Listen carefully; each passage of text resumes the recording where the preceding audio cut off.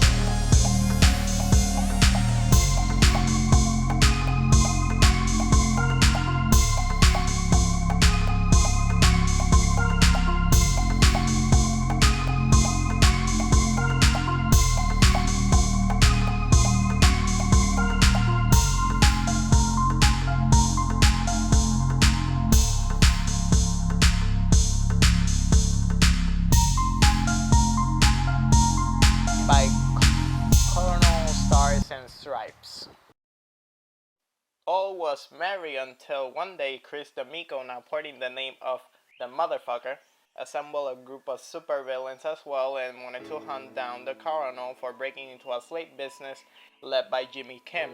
And well, they defeated him to death. All while this commotion has happened, Kick-Ass discovers that the Motherfucker has beaten his superhero peer, Night Bitch, and kills his father that was faking his identity as Kick-Ass to save Dave, all while the police are hunting down all masked people to eradicate the violence provoked by the supervillains. A day passes and Dave mourns his father, and every one of his allies attend to give him condolences. The burial cut short by the supervillains to try and apprehend Dave and give him to D'Amico. Again, in a hot pursuit, Hit Girl saves Dave again and interrogates the driver for information of the hideout of the supervillain group known as the Toxic Megacunts. Kick-Ass and Hit Girl prepared an all full front assault against the villains with their own army of superheroes. The conflict was ensured victory for the heroes, Kick-Ass defeating the Motherfucker that ultimately almost got eaten by a shark, and the movie finished with Mindy escaping from the police and retiring definitely of heroism, all while Kick-Ass becomes a full-fledged superhero for the future.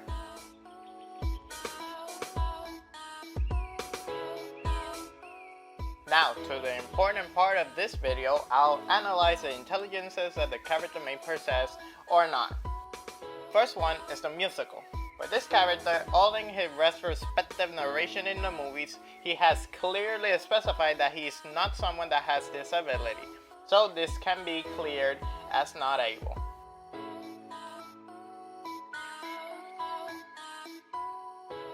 Next one is logical mathematical.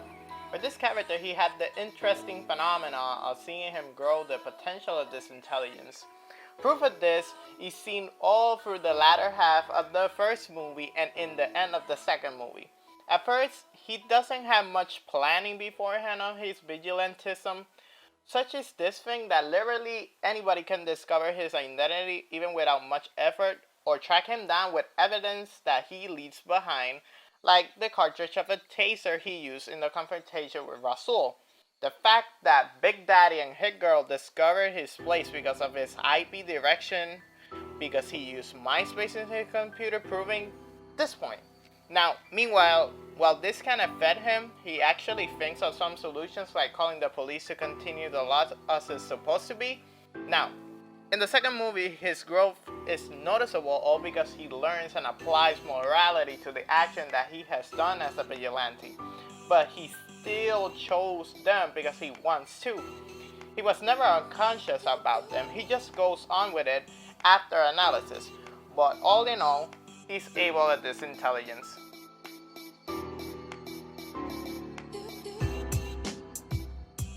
Now, let's go with the next one, that is interpersonal. This is one of his best qualities in the movies, and it's evidenced in all the films. The movies are told in narration by him of his retrospection as a beginner of vigilantism.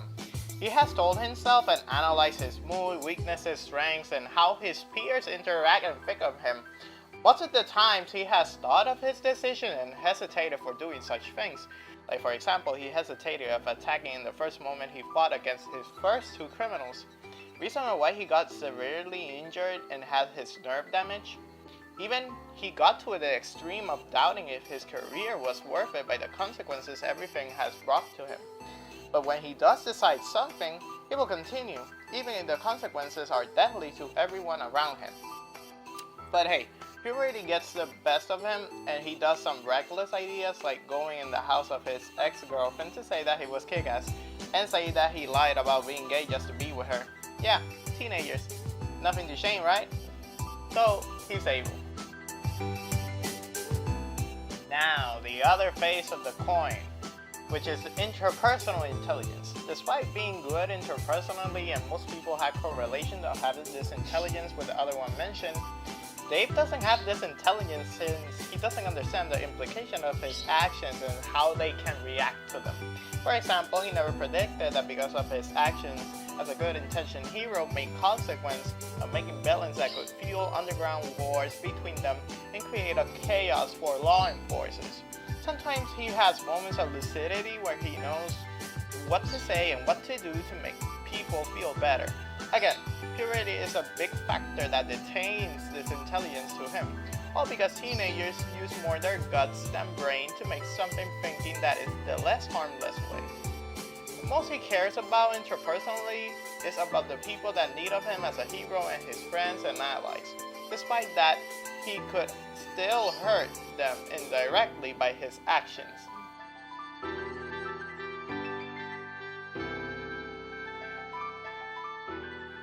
Now, the other one is the kinetic body.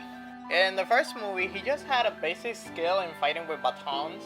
He has a sluggish style and rather reckless combat ability, all because of his nerve damage that incentivized him to go directly without fear of damage. He didn't calculate moves to fight with the least damage to his body possible. Now, for the second movie, that's another story. With Hit Girl's training and partially of Colonel Stars and Stripes training, he was able to obtain his significant muscle mass and have a moderate physicality, one of a starting athletes. Thanks to his nerve damage, he has been capable of resisting beatdowns, fires, taser shocks, blunt force, hits, etc. Therefore, he is able at this intelligence, but with certain assistance.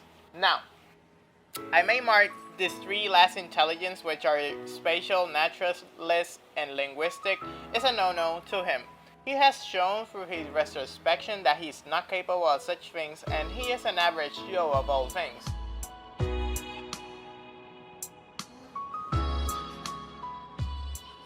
The final result for Dave Luszewski is 3 ables, 5 not ables. Now, this doesn't mean he doesn't have growth potential for the rest of them, since he's still a teenager and could practice to have a decent level of all of them. The final rating I can give him for this is, as he said himself, an average Joe that has more concentration on one intelligence instead of practicing all of them time to time. But this makes him able of whatever he wants to do and makes him relatable at the end of things. Since us people, we always wanted to be superheroes and do reckless things without facing consequences, all part of purity and growing up. Hey, thanks for watching. I hope you liked the video. If you want more of this analysis, please leave a like, subscribe, hit the bell notification, and comment which other fictional character you want me to analyze. Your feedback is important to me, dear student. With nothing else to add, your favorite professor dispatches class. Check it out. Back to the record, baby, and give me this right now.